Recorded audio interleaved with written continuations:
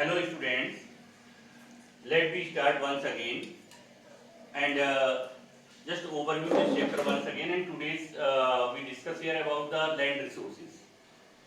So listen it very carefully, and I hope that all of you understand it very well. So number of questions come from this part during the board exam, 1 mark questions and the 3 mark questions, and sometimes the long answers we find. So here we discuss, this is the flow chart. Flow chart, it means a flow of learning. It is very easiest way to learn all the details, all the data, in a single one time you can study it and you can understand maximum part of the chapter. It's clear. So flow of in this flow learning chart we can study here today land resources. आज हम यहाँ बात करते हैं land resources की. One of the very interesting topic of this chapter, land resources. Chapter हमारा है resources and development, और आज हम इसे पढ़ेंगे लैंड रिसोर्सेज के बारे में. तो आखिर लैंड रिसोर्सेज के बारे में बात करेंगे तो लैंड रिसोर्सेज क्या है? Human depend to fulfil their more than 90% basic requirements on this land, है ना. हम अपनी बेसिक जो रिक्वायरमेंट है उन 90% से ज़्यादा बेसिक रिक्वायरमेंट के लिए हम इस लैंड पर डिपेंड करते हैं. अब लैंड रिसोर्सेज के बारे में डिस्कस करेंगे तो एक what is the interesting fact है. Land resources, especially we discuss here about the different type of land use pattern. यहाँ पर हम पढ़ेंगे different type of land use pattern क्या है, किस तरह से यहाँ पर इस जमीन का उपयोग किया गया है ह्यूमन के द्वारा. और तो अब यहाँ देखेंगे तो total population of the world से total land area of the world को डिवाइड कर दीजिए तो आपके हिस्से की में भी 12 एकड़ लैंड आएगी. इंटरेस्टिंग फैक्ट है. लेकिन अब वो क्या है कि some part of your land the forest, some part of your land mountains, desert, rivers, sea and oceans, and some are roads and the cities. So and remaining part you lives, understand. और बाकी हिस्से भी तो आप रही हैं आप लोग. तो सुनिएगा ध्यान से, लैंड रिसोर्सेज की बात करते हैं. यहाँ लैंड रिसोर्सेज में क्या है, यहाँ हम देखेंगे लैंड यूज पैटर्न क्या है. Land use pattern, land use pattern में क्या है, some part we have the forest, कुछ हिस्से पर क्या है कि फॉरेस्ट है. Land not available for cultivation, कुछ हिस्सा ऐसा है जो कि खेती के लिए उपलब्ध नहीं है, एग्रीकल्चर के लिए उपलब्ध नहीं है. वो that is use for the grazing purpose, और द बैरन लैंड इनफर्टाइल है. अदर अनकल्टिवेटेड लैंड है, दूसरी अदर अनकल्टिवेटेड लैंड है, मतलब डेजर्ट एरियाज हो गए. फॉलो लैंड यानी जो जमीन खाली पड़ी हुई है उस पर ज़्यादा फर्टाइल नहीं है. और नेट जोन एरिया वो है जो बहुत ज़्यादा फर्टाइल है. जब हम नेट जोन एरिया की बात करेंगे तो नेट जोन एरिया का मतलब ये है कि जहाँ पर हम लगातार क्रॉप को ग्रो कर रहे हैं. उस in agriculture year we get more than one crop in agriculture year, तो that is known as the NSA, net sown area. Most important question है 1 मार्क्स में. पूछ लेता है कि NSA क्या है, NSA किसे कहा गया है, नेट जोन एरिया किसे कहा गया है. अब यहाँ देखते हैं फॉरेस्ट की जब हम बात करेंगे स्पेशली.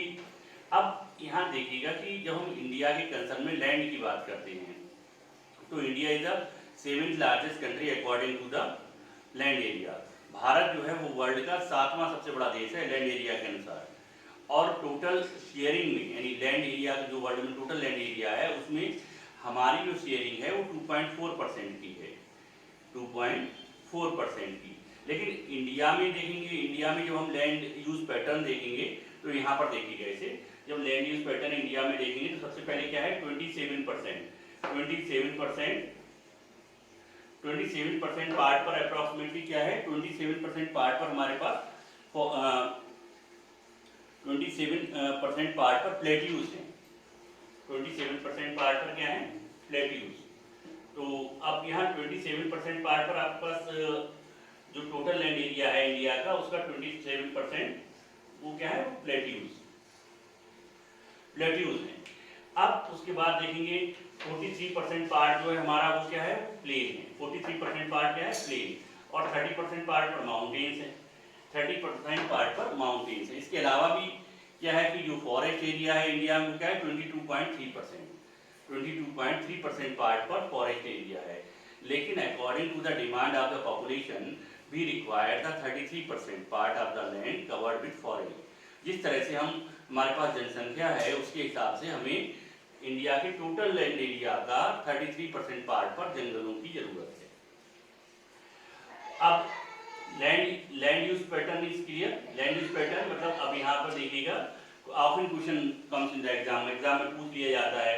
प्लेट्यूज जो है वो आपके 27% पार्ट पर हैं, 43% पार्ट पर आपका प्लेन होगा और 30% पार्ट पर आपके माउंटेन्स होंगे। क्लियर।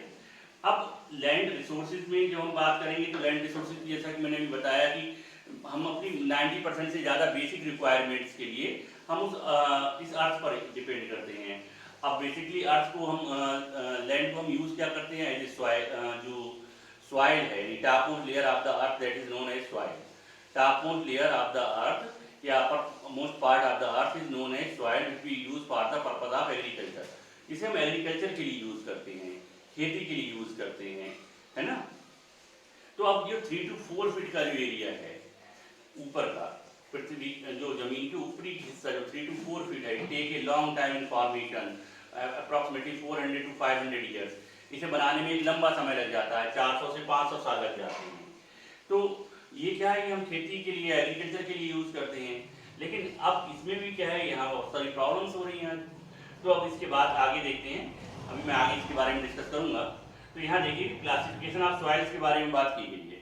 क्लासिफिकेशन ऑफ सॉइल, तो जब हम क्लासिफिकेशन ऑफ सॉइल की बात करेंगे, there are different type of soils we have in India. अलग अलग तरह की बहुत सारी सॉइल्स हम पाते हैं इंडिया में। एक सबसे एल्यूवियल सॉइल, पहला है नंबर 1 एल्यूवियल सॉइल। देखिए मोस्ट इंपॉर्टेंट पार्ट है इस चैप्टर का और 5 मार्क्स में क्वेश्चन अक्सर आ जाते हैं। जब हम एल्यूवियल सॉइल की बात करेंगे तो एल्यूवियल सॉइल आखिर है क्या। एल्यूवियल सॉइल जो है मोस्ट फर्टाइल सॉइल है और एल्यूवियल सॉइल को फिर कैटेगराइज कर दिया गया। एक को भांगर कहा गया, दूसरे को खादर कहा गया। भांगर जो है वो ओल्ड एल्यूवियल सॉइल है और खादर जो है वो न्यू एल्यूवियल सॉइल है। एल्यूवियल सॉइल जो है मैक्सिमम पार्ट ऑफ इंडिया में पाई जाती है, मैक्सिमम पार्ट में, मतलब भारत के लगभग ज़्यादातर हिस्सों में एल्यूवियल सॉइल मिल जाती है। इसके बाद हम सेकंड नंबर पर हम डिस्कस करते हैं यहाँ पर ब्लैक सॉइल को। जब हम ब्लैक सॉइल की बात करते हैं तो ब्लैक सॉइल आखिर क्या है। ब्लैक सॉइल क्या है, रिच होती है पोटास में, और दूसरा ये कि ब्लैक सॉइल में वाटर रिटेनिंग कैपेसिटी बहुत ज़्यादा है, यानी moisture retaining for long period of time. तो black soil also known as the cotton soil. Remember this thing, ध्यान से सुनिएगा, क्योंकि ब्लैक सॉइल को ही कॉटन सॉइल कहा गया है। क्या कहा गया है, कॉटन सॉइल। ब्लैक सॉइल को कॉटन सॉइल कहा गया है। अब कॉटन सॉइल, इसके बाद ब्लैक सॉइल, जैसे क्ले उसे ब्लैक सॉइल कहते हैं। कॉटन सॉइल है या रेगुर सॉइल भी ब्लैक सॉइल को कहा गया है। तो अब ब्लैक सॉइल की बात करेंगे तो वाटर रिटेनिंग कैपेसिटी ज्यादा है। मेजर क्रॉप्स क्या ग्रो कर रहे हो ब्लैक सॉइल में, ये आप बताएंगे। मेजर क्रॉप्स जो है हम ग्रो करते हैं वो है पैडी और कॉटन, इसलिए इसे कई बार कॉटन सॉइल भी कहा गया। रेड और येलो सॉइल है ना, जब ये हाइड्रेट होगी तो फिर येलो कलर की दिखेगी, वैसे रेड दिखती है। लेटराइट सॉइल और एरिड सॉइल, उसके बाद फॉरेस्ट सॉइल भी find laterite soil, arid soil and forest soil. तो आई हैव सेंड, मतलब इसमें एक चार्ट बना लें और आप क्या करेंगे, इसको कंपोजिशन से याद करिए। इसे प्रिपेयर कैसे करोगे, यहाँ से मैप रिलेटेड, इससे आपको मैप से रिलेटेड क्वेश्चन भी मिल जाएंगे, समझ रहे हैं ना। तो मैप से रिलेटेड क्वेश्चन मिल जाएंगे और उन्हें जानने के लिए क्या करना है, जैसा कि मैंने पहले भी आपको एक्सप्लेन किया है। आप क्या करें, सबसे पहले नाम लिखेंगे, name of the soil, alluvial soil. उसके बाद उसके मेन कंपोजिशंस लिखिए, मेजर क्रॉप्स लिखिए, मेजर एरियाज लिखिए, है ना, और मेजर कैरेक्टरिस्टिक्स लिखिए। तो ये क्या है, इस तरह से एक ही लाइन में आपकी कंप्लीट जो है तैयार हो जाएगी। और मेजर एरिया जब आप लिखेंगे तो आपसे मैप रिलेटेड क्वेश्चन भी तैयार हो जाएंगे, जैसे एल्यूवियल सॉइल है, इन विच एरियाज, या ब्लैक सॉइल है, बेसिकली क्या है, वेस्टर्न पार्ट ऑफ इंडिया ज़्यादा मिलता है। तो अब इसके बाद बात करते हैं, एक दूसरी चीज़ है वो सॉइल इरोजन और लैंड डिग्रेडेशन। ये भी हम एक्सप्लेन कर चुके हैं आपको, तो लिसन इट वंस अगेन। तो जब हम सॉइल इरोजन की बात करते हैं, आखिर सॉइल इरोजन है क्या। सबसे पहले व्हाट इज सॉइल, एक क्वेश्चन आता है, व्हाट इज सॉइल, क्लियर, समझ कर पाएंगे ना इसे। व्हाट इज सॉइल आसान था, ऑलरेडी एक्सप्लेन किया जा चुका है आप लोगों को। तो जब हम बात करते हैं सॉइल किसे कहा गया, टॉप मोस्ट लेयर या upper most layer of the earth is known as the earth crust is known as the soil which we grow for the purpose of agriculture. इसे हम एग्रीकल्चर के लिए ग्रो करने के लिए यूज करते हैं। और अब यहाँ पर मेजर प्रॉब्लम, यहाँ हम डिस्कस कर रहे हैं सॉइल इरोजन के बारे में। What is soil erosion, soil erosion आखिर है क्या, किसे कहा गया है सॉइल इरोजन। तो जब हम सॉइल इरोजन की बात करेंगे तो है the removal of top fertile soil cover due to various reasons like wind, glaciers and water is called soil erosion. अब यहाँ पर दो तरह का है soil erosion, two types का soil erosion है, one is the natural causes, other is the man-made causes. The flow of soil removal of the topmost layer of the earth due to the natural causes like the fast moving wind, flood, है ना, बहुत सारी कहीं माली flood आ गया तो topmost layer जो है वो फ्लो हो गया उसके साथ, या हवाएं तेज चली तो फिर उसकी वजह से सॉइल इरोजन होता है। फिर नेचुरल मैन मेड कॉजेज क्या है, जंगल काटे, डिफॉरेस्टेशन, मतलब बड़े पैमाने पर डिफॉरेस्टेशन किया गया, जंगलों को काटा गया, और उसके बाद जो फॉरेस्ट है वो they work as a speed breaker, चाहे वो विंड हो या फिर वाटर का फ्लो हो, उसमें वो एक स्पीड ब्रेकर का भी काम करते हैं, हवा को बहाव के तेज बहाव को कम करने का भी काम करते हैं। तो उससे उसकी वजह से क्या हुआ, सॉइल इरोजन हुआ। अब अक्सर क्वेश्चन यहाँ से आ जाता है कि how can we check the soil erosion, अब इसे रोकोगे कैसे सॉइल इरोजन को। अब इसके बहुत सारे वो दिए हुए हैं, उसे किस तरह से हम चेक करेंगे सॉइल इरोजन को। तो सबसे जैसे हिली एरियाज में जाएंगे, गए हैं ना हिल स्टेशन पर कभी घूमने, तो वहाँ पर क्या होगा, वहाँ देखेंगे आप टेरेस फार्मिंग, ये भी सॉइल इरोजन को चेक करने का तरीका है। सॉइल इरोजन, या फिर आपने प्लांटेशन किया है ना, फिर सेंटर फार्मिंग की, कंट्यूर फ्लोइंग की, ये सारे तरीके क्या हैं, ये by this way we can check the soil erosion. अब जो लास्ट टॉपिक है यहाँ पर वो देखते हैं लैंड डिग्रेडेशन का। देखिए मैंने दोनों टॉपिक यहाँ इसलिए लिखे हैं कि अक्सर स्टूडेंट क्या करते हैं ना, कंफ्यूज हो जाते हैं, वो सॉइल इरोजन को भी वही समझ लेते हैं जो लैंड डिग्रेडेशन को, लेकिन बेटा है क्या कि बोथ आर द डिफरेंट। जब हम सॉइल इरोजन की बात करेंगे तो removal of the top of layer of the earth, that is known as the soil erosion. लेकिन लैंड डिग्रेडेशन का मतलब है degraded the fertility of the soil due to excess use of the fertilisers, pesticides and irrigation.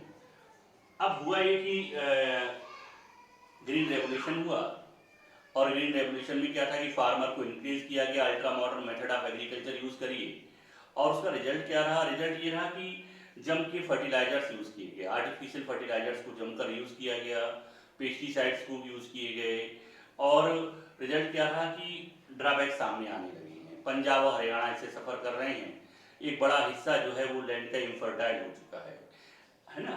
तो land degradation का मतलब है degraded the fertility of the soil due to excess use of fertilisers, pesticides and irrigation. अब यहाँ पर how can we check the land degradation, अक्सर question पूछ लिया जाएगा कि हम लैंड डिग्रेडेशन को कैसे रोकोगे कैसे। तो जब हम लैंड डिग्रेडेशन को रोकने की जब हम बात करेंगे तो यहाँ पर क्या है, लैंड डिग्रेडेशन को रोकने के लिए सबसे पहले क्या करें, सबसे पहली चीज है कि ऑर्गेनिक फार्मिंग को आपको अडॉप्ट करना पड़ेगा, वापस चलिए बैक टू नेचर, है ना। कंपोस्ट फार्मिंग को यूज करिए, ड्रिप या स्प्रिंग इरिगेशन जो सिस्टम है उसे यूज करेंगे। दूसरा पेस्टिसाइड्स को ना यूज करें, है ना, नेचुरल जो पेस्टिसाइड्स, बर्मीसाइड्स उसको यूज करिए, clear. By this way we can check the land degradation, understand. So I hope that all of you understand it very well. Okay, thank you.